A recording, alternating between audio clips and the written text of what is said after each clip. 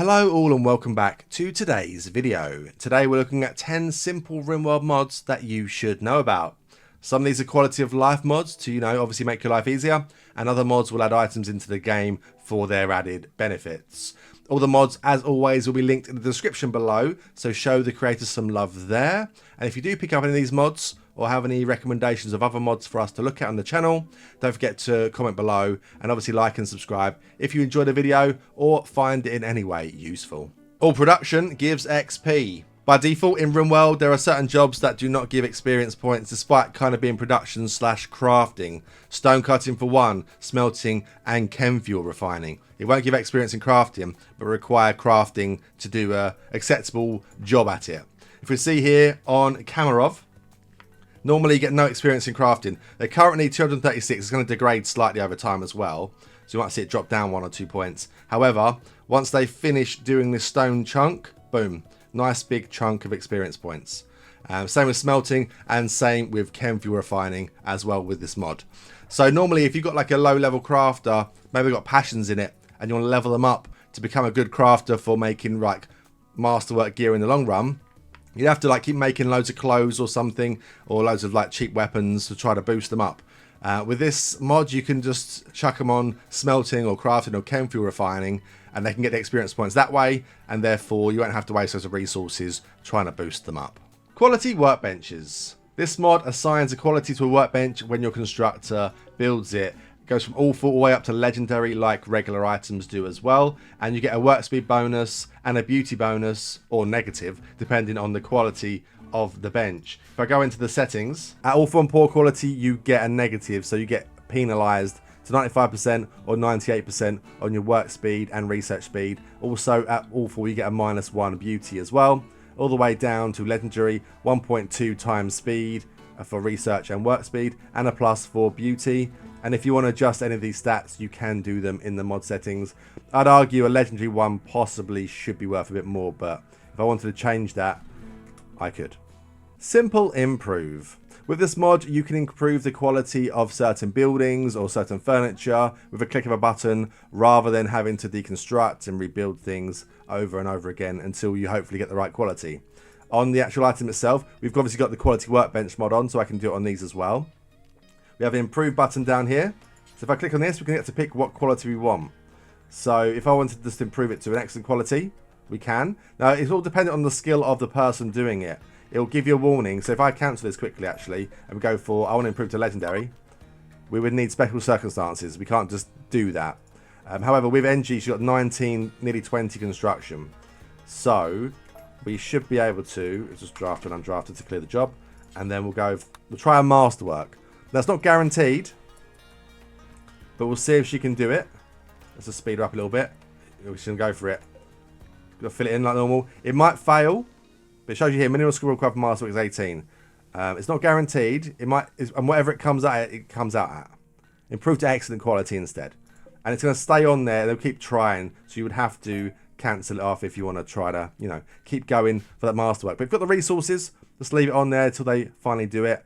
Chance they could roll back and go down to a lower quality as well, which is obviously a shame. Also as the improved job for your work tab as well. So I'd recommend giving that only to your best constructor. Otherwise you might see a lower constructor undoing all the good work that your better constructor is doing. And if you want to get the best furniture, you're obviously going to want to have your best person on it anyway. Extinguisher Drone. This mod adds an extinguisher drone that will fly around your base in quite a large area, and it will obviously put out fires that are in your home zone. You'll need to research fire foam and the hunter drone to be able to build them. Cost wise, 40 steel and 3 components. So component wise is quite a lot, because for a regular fire foam popper it's 75 steel, so more, but only 1 component. However, only covers 1, 2, 3, 4, 5 plus of these. You'd need to cover the same kind of area, and this won't be blocked by a wall either. It'll fly around and explode on the fire. I think we should test it out. I've not even seen it work yet, so let's give it a little tester. So the drone covers quite a large area, and we've got home zone. Let me just make sure. Home zone outside here. So if we set fire to over here. There we go. I was waiting, taking a bit of time then, and then boom. Nice. So I was worried for a second it wasn't going to detect it through the actual wall itself, but it does cover the whole area. Obviously you have to rebuild it. There's an option on there to rebuild or not rebuild if you only want to, like, you know, manage your components. But quite a big fire foam pop, very similar in the same kind of size as the regular fire foam, but it'll go around anywhere, so you don't have to worry about like a regular fire foam and, oh, it won't hit the fire if it's around there. The only issue would be if there's a tiny little fire, like someone having a little bit of a breakdown and setting a little fire on something pointless that someone can go and put out quickly. You are going to waste 3 components potentially.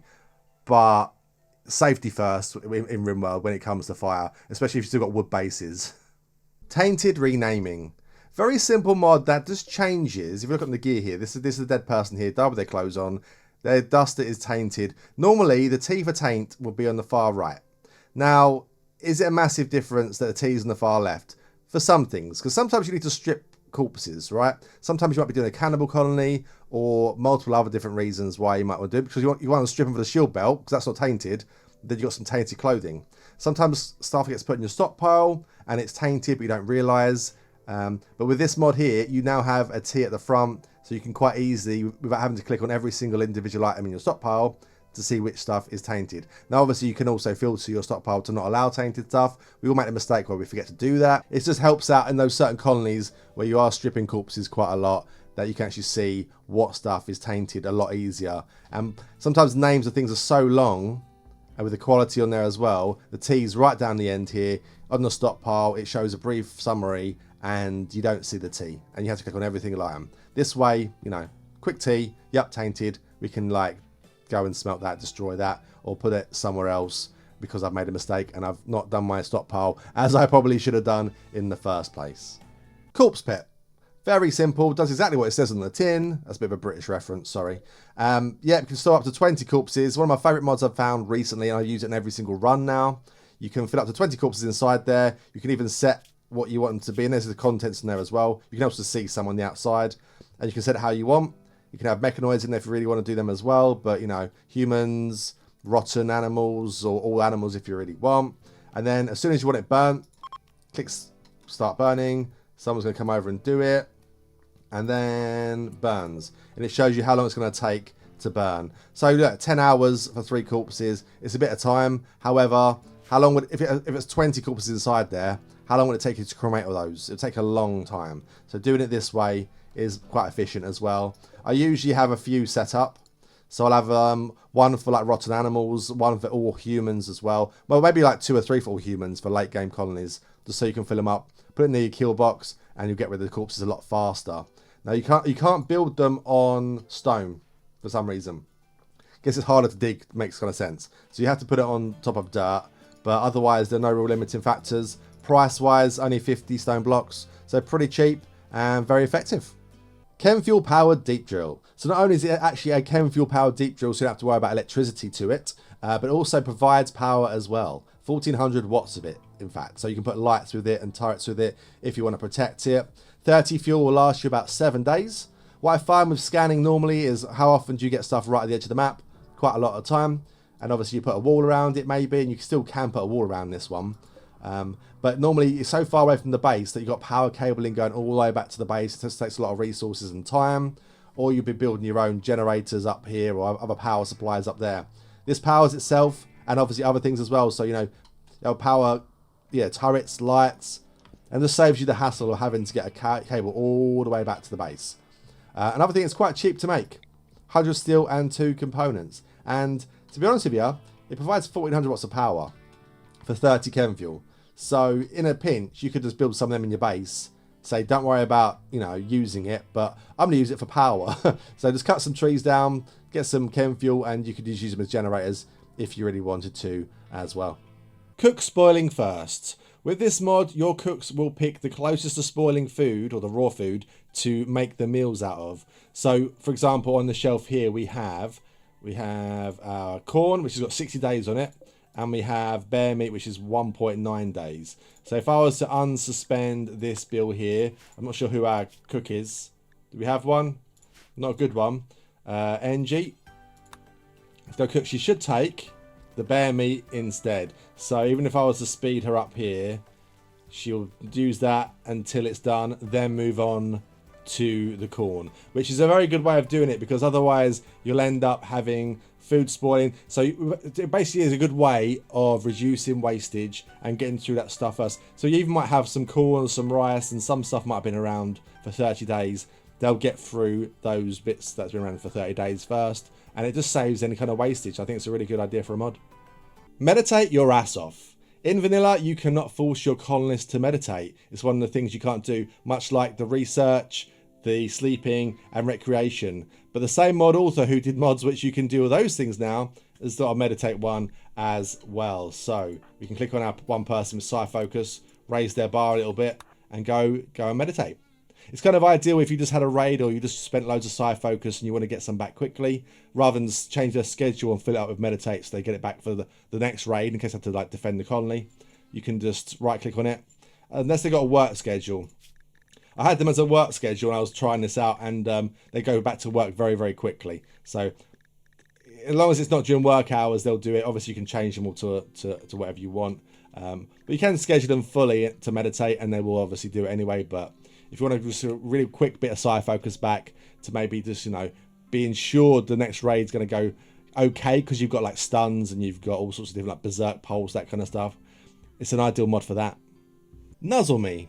Have you ever wanted to pet your own animals in Rimworld? Well, now you can. Obviously, a lot of animals will have a nuzzle interval, so every 12 hours they can nuzzle someone and then they'll get the mood boost from it. However, if you want to force it on a certain person, or if you want to make sure you're not missing it, because it won't do it every 12 hours exactly, and this way you can kind of min-max it a little bit if you want to, but it's less about the min-maxing, it's just more the fact that you can actually pet your animals. So we can now right-click and we can pet Pollux, our little dog. There we go. Yep, lovely, lovely, lovely. And on needs, we have nuzzled 3 times now. So that's really cool. It goes on cooldown though, so you can't do it for 12 hours. So the nuzzle interval will still incur. However, sometimes they don't do it for days at a time, and it's just kind of wasted mood boost. Obviously, you can stack it on one person as well and get loads of mood boost from it as well. But long and the short of it, you get to pet your pets, which in Rimworld by default you can't, and now we can. So that was 10 very simple mods for Rimworld that I think everyone should know about. All the mods will be linked in the description below as always, so you can find there. Show love to the authors who put a lot of effort and time into making mods for us to get for free basically. So yeah, please show them some love. If you're going to pick up any of these mods as well, let me know in the comments below, and don't forget to like and subscribe if you enjoyed the video.